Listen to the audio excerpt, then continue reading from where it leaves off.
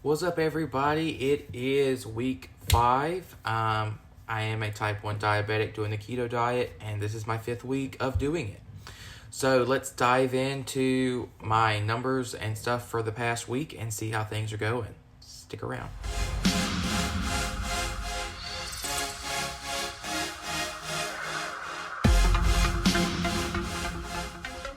Alright guys, if you haven't already, hit that subscribe button right there in the bottom right hand corner. That'll take you straight to the page where you can subscribe to the channel. And once you do that, don't forget to hit that bell icon so that way you can stay up to date with notifications for when I release new videos. So let's get started with this week's video. Alright, so the end of week 4, I kind of started taking some vitamins, not to mention that the temperature here in northern Louisiana was through the roof, hot-wise. So I haven't seen too much of a weight change. I did have some days where I had a lot higher carb numbers than I did previously in previous weeks. So we're going to kind of look at it and kind of see how things are going. There wasn't too much of a weight change, like I said, but it's been consistent. So let's get started. So on Monday, June 14th, that was the beginning of week 5, I weighed in at 279.7. If you remember, the end of last week, the lowest I got was 276.8. So there was a little bump up Sunday into Monday when I weighed in. So I think that's kind of due to maybe temperature. And then I did start taking some vitamins, so those could be doing something different within my body. So I'm not getting really discouraged by that information. So I started Monday 279.7. It was a little bump up from the lowest I did have the week previous, but it slowly worked its way down as the week continued. I weighed in today, which is Monday, the beginning of week 6, at 276.6. I've been hanging around that 276 mark. It's been a little frustrating. It's been 276 since Thursday, so it's been past 4 or 5 days. It's been around there. But I have been outside a lot. Like I said, it's been extremely hot. I've been drinking a crap ton of water. Excuse me if I'm saying that. I know I've been drinking over a gallon of water a day just to stay hydrated. I have been outside, have been walking, and doing stuff like that. So I'm kind of okay with it, the weight's hanging out there. Hopefully over the next week, it kind of drops off.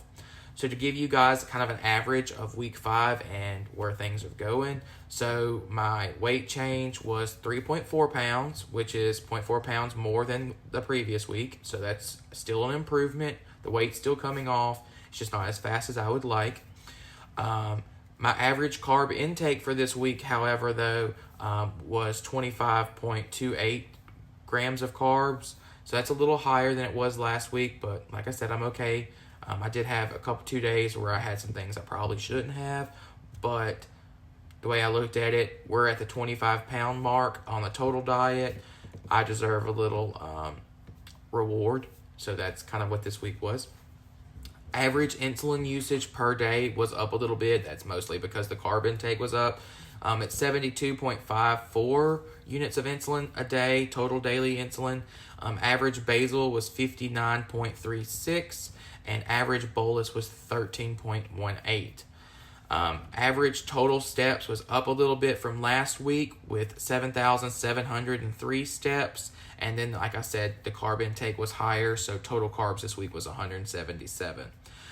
Looking at the weeks previous, it's kind of funny because I actually am eating less carbs this week than I did on week 1 and week 2. I think that's kind of interesting. Kind of just show you the progress that I've made. Steps from week 1 and week 2 were 4,600 and 6,300. So those are definitely increased.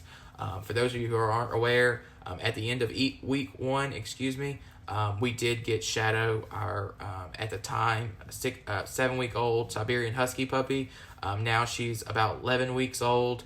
I might not have done the math 100% there, but I'll insert a little clip here of her talking back to me while I was trying to record these videos for you guys.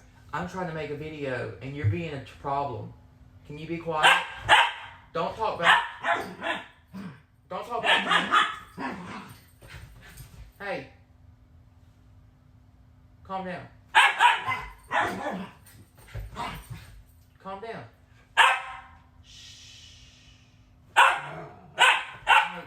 Hey.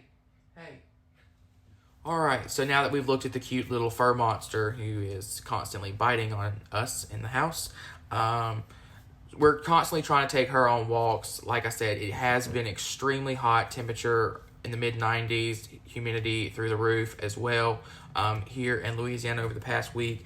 So our walks with her, since she is so hairy, have been a little shortened. We've tried to do several little walks throughout the day instead of one big walk like we were doing before, just so that way she doesn't get too hot. So it's kind of been a little bit of an adjustment. And then there are some days that I had to work, and the way that I was working, I didn't get to do the walks. So I covered an evening shift on Friday, just to give you an example. And Friday I only did 3,421 steps, whereas most of the other days in the week I was doing at least 8,000. Saturday we did this. I had some friends and family and stuff in and out. There was a lot of activity. Saturday I did 16,377 steps. I also push mowed my yard.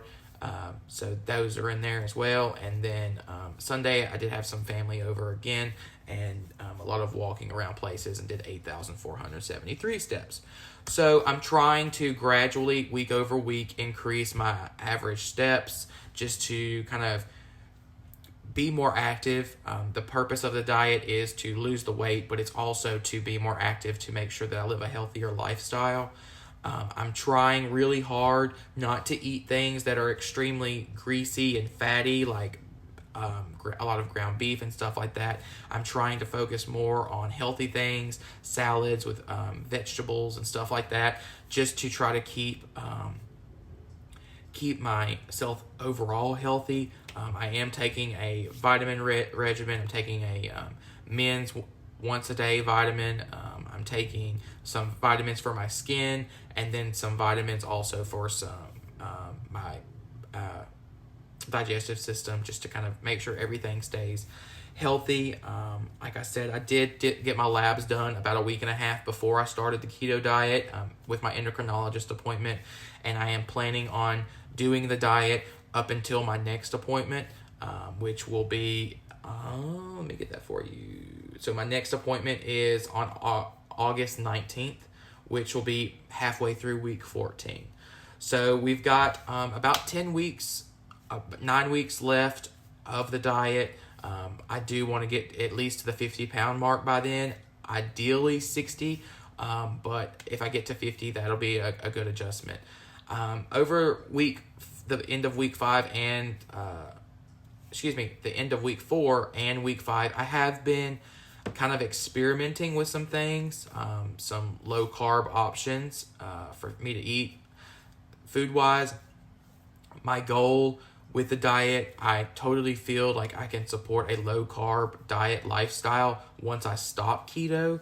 So my goal is to try to lose a good portion of the weight doing keto, so I can get that down, and then gradually, as time goes on after keto, continue to do low carb, but then slowly increase the carbs that I can have to kind of see where my limits are as far as weight gain.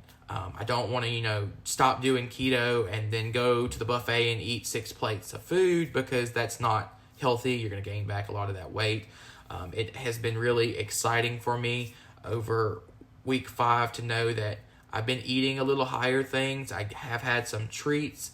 I had a crazy sweet tooth before this, and now I don't really have it as much. I did have a couple sweets, but it was just much smaller amounts. So, and then after that, I just kind of was done with it. I didn't really want any more. So I'm really excited that this has kind of helped get rid of that, and I'm excited to see where the future goes with it, as far as me continuing to lose the weight, switching to more of a low carb diet and stuff like that.